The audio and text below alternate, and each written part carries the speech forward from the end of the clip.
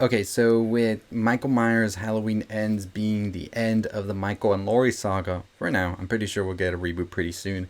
We definitely want to talk about the spoilers. I already talked about the ending, I talked about Corey Cunningham, and now I want to talk more about my thoughts on all of this and more of an opinion than anything. So make sure you are following us for more on all the things you love about horror, movies, all of that. We're on the 13 days of Halloween, so we got a ton for you coming. So hit that notification bell, and we're currently running a giveaway for 25,000 subscribers. All you have to do is be subscribed and commenting down below that you want to enter the giveaway. But let's talk about my thoughts and my opinions on this movie, which is one of the most polarizing movies of the year. And I already knew it. I knew it was going to be that because the filmmakers and everybody involved in this said that people were going to hate the ending.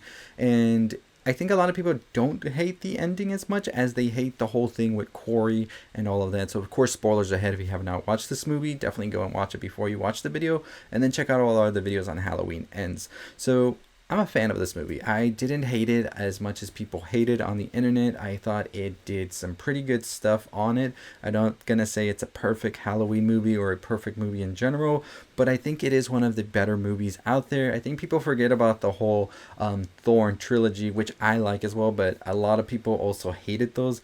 And let's not get started with Zombie, which a lot of people hate as well. I always found something I enjoyed, I think, from every Halloween movie, even Resurrection.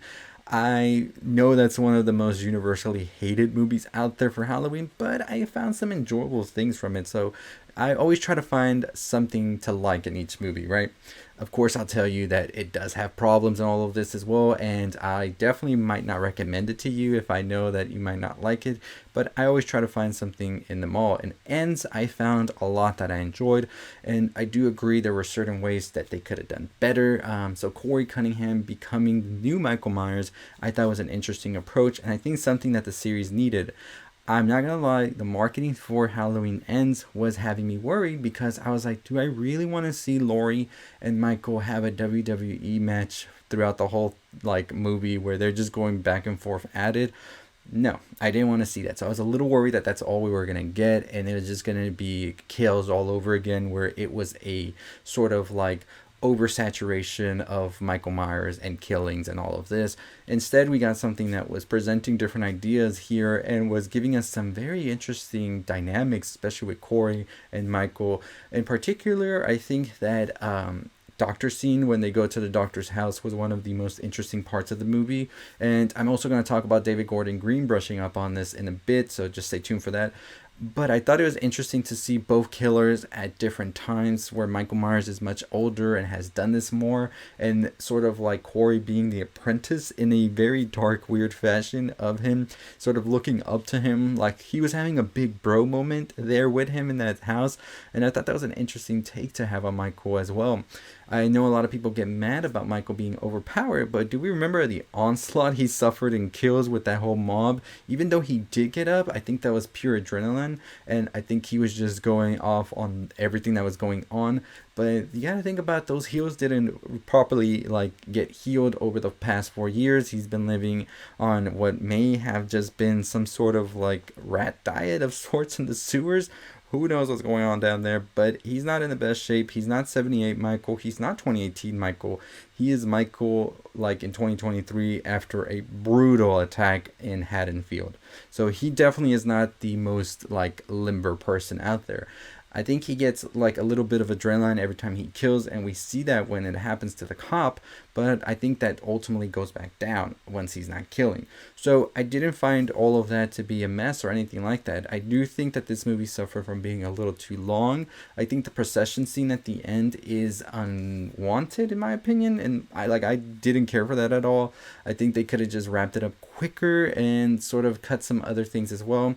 Corey's descent into madness, I think, definitely was something that irked people, but I just saw it as a buildup of 4 years of all the torture and everything, and then that encounter with Michael Myers sort of like switched something in his brain as well. In the end, we just got somebody descending into this madness and sort of loneliness as well, pushed away from society until they finally snapped as well. Now, I do think that what would have made it better was to have this whole ordeal happen in Kills, and we eventually see this downward spiral throughout the two movies, and sort of giving it a good connecting tissue for both. I do feel that Corey did come out of left field, but at the same time, I think it was needed to really like give this movie a fresh take. And in my opinion, in a couple of years, it will be looked back on with brighter eyes. I almost dropped my mouse right there. But it will be looked back upon with brighter eyes, and I think more people will enjoy it for what it is, like I did. But that's just my opinion, my thoughts. Let's listen to what David Gordon Green had to say as well. Okay, so let's talk about what David Gordon Green had to say about the twist ending in Halloween, talking about Corey Cunningham and just everything else about this story. So let's see. So during the interview with Entertainment Weekly, David Gordon Green had this to say about Corey Cunningham and that twist that, you know what, if you liked it or didn't, it was definitely something I felt was refreshing to see. So he went on to say, I wanted to get a new perspective on Michael Myers and Laurie Strode and the family, and I wanted to bring a new central character to be a pivotal exploration of those characters in the town. We've seen the story of a stalker, we've seen a lot of the ways that trauma has affected Laurie Strode, but I really wanted to see how that affected the town. And I think that was definitely something that we started to see in Halloween Kills, and we sort of saw it in Kills where it was sort of exploring the mob mentality that can happen when things like this sort of start to reemerge in a group of people, because there is trauma in many different ways. There's individual trauma, there is shared trauma, and there's like a lot of ways you can definitely explore that, how it definitely sort of morphs and changes into fear, it changes into anger. And I think in Halloween Kills we saw that sort of turn into a paranoia of sorts, but I think in Ends we really see that trauma definitely take a more lethal approach as we see it turn much more deadly in the form of Corey. In my opinion, this was one of my favorite parts of the movie, is seeing how trauma is sort of a thing that if you let it get a hold of you, and let's say like we're talking about Michael Myers, where Michael Myers is at this point in time sort of gone and not really known about, it sort of adds a weight on you as you sort of look for what the next Michael Myers will be, and you sort of start to find where you can put this trauma that you haven't really sort of dealt with into somebody else. And at this point it was Corey Cunningham. During this tragic accident that happened, a lot of people were looking for another boogeyman, and they found it with Corey. Although it was an accident and all of that, people decided to no, it was not an accident. This is something that we've seen happen. We're not going to let it happen again, and we're just going to pin the blame on this like person, even though we don't know the full story or any of that. This person is evil, and that's what we're going to have them be as. And it asked the question, is evil born or is evil made? Would Corey Cunningham have become who he is if he had not been a part of that accident? Would his encounter with Michael Myers have even happened in the first place, and thus all of the tragic killings that happened after came after this encounter he had? Would Michael Myers have spared Corey Cunningham if he ever came in contact with him, if Corey Cunningham didn't carry this sort of tragedy with him as well? Which is an interesting thing too about Michael. It begs you to ask, is Michael just born evil, or was there something else entirely that happened that made him be evil as well? And I think we never get the answer to that, which makes Michael Myers that much more of an interesting character, I think, is what is like his whole deal. Corey Cunningham, of course we know, turned the way he did because maybe there was an evil in him festering, like Laurie says, in everybody, but it was sort of the town that made that evil be sort of brought into the forefront and that much bigger when it ultimately does consume Corey. It was something that wasn't surprising for many that knew how he was. And so he actually talks about Haddonfield's trauma as well. He says, by bringing in a new character of Corey Cunningham and discovering first his own immediate trauma in our cold open, and then how that affects him, and then how an encounter with our already established evil could become kind of an infectious thing, it's a study of contagiousness of these negative entities that are in our lives. If they go unchecked, then they spread. If we can wrap our head around them and be our own hero, then maybe we've got a fighting chance. So I really did think that that was an interesting way to put it, because it really does sort of fit in with the whole thing about Laurie sort of going about her own trauma as well, seeking help and seeking sort of a community build of sorts. But at the same time, we see that Laurie makes these progressions in her steps as she's trying to overcome what happened to her.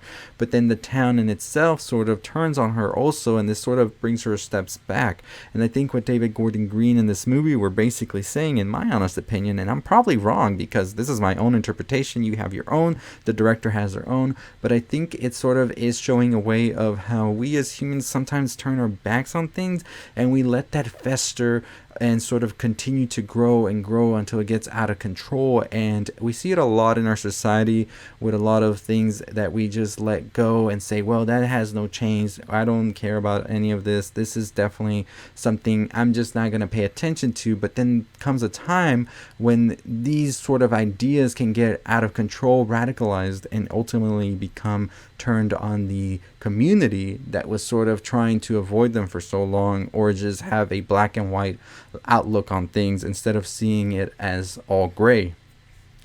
And on to talk more about Halloween Kills and how that was a different feel as well. Halloween Kills was a very much supercharged version of Michael Myers, but it was all within his consistent character. One of the things I wanted to explore is someone that is emulating these acts of violence, but he's messy and he doesn't know how to do it well. So instead of a clean cut to the throat, he's got a corkscrew and he's just jabbing it desperately into a man's throat. That's something that Halloween doesn't do because it's not within the Michael character, but I wanted that midnight movie madness. One of the exciting things about bringing a Corey character in here is I can do borderline campy violence to scratch that itch of the things that I like about some of the 80s movies that I really respond to. Definitely saw that during the Corey scene when he's just hacking at the doctor's throat and just going at it. I think that was an interesting way to show both of them how different they are at the same time, where Michael is more calculated and evil, and I think Corey's feels more like a passion kill than anything. So it sort of shows that maybe Corey doesn't really have this evil within him as he thinks, but it's sort of something that has manifested because it had been festering all those years that he had been tormented by the town for this accident that he was involved in. And I think that it's such an interesting take for somebody like David Gordon Green to do here. So yeah, I gave you my thoughts, I gave you my opinions. I also read David Gordon Green's interview about Corey Cunningham, and I agree with him 100%. I do enjoy the risk this movie took. Like I said, I didn't just want a WWE match between Laurie and Michael. We've seen that be done so many times. I think we've seen that already in like 6 movies or 5 movies. So do we have to see it all over again? No. I enjoy that they tried to do something different, and it sort of goes back to the original concept idea that John Carpenter had back in 78 with what the future of the Halloween movie should feel like, and sort of an anthology series of sorts. We saw it with Season of the Witch in Halloween 3 back in the 80s, and I think that them trying to carve it out here was interesting, although it is weird that it was for the finale of a whole like 40-year saga, as they kept on saying. But at the same time, I think it definitely sets up the road for what comes next for the Halloween movies in a couple of years when these will get rebooted, because it is a cash machine. So there's no way they're just going to stop here. But let me know your thoughts and opinions on the Halloween Ends ending. Did you enjoy it? Did you not? It's okay if you hated it and you don't care about any of my opinions on it, because it is your opinion on the movie. We all have our opinions, and this was just mine. I'd like to know yours in the comments down below. But we're going to be talking more horror today. We'll be talking about Terrifier 2 as well, and its ending and what could come next. We do have some other videos we released yesterday as well, talking about some other horror movies, so go check those out. Make sure you are subscribing so you can enter the giveaway, hitting that notification bell to know when the giveaway will be announced, which will be October 31st. We're going to run this giveaway until October 29th. All you have to do is be subscribed and following me on other social medias to get more entries, and just commenting down below you want to enter. But as always, that is going to do it for me. We're on the road to 50,000 subscribers. We'll get there together. I'll see you next time. Stay safe. Stay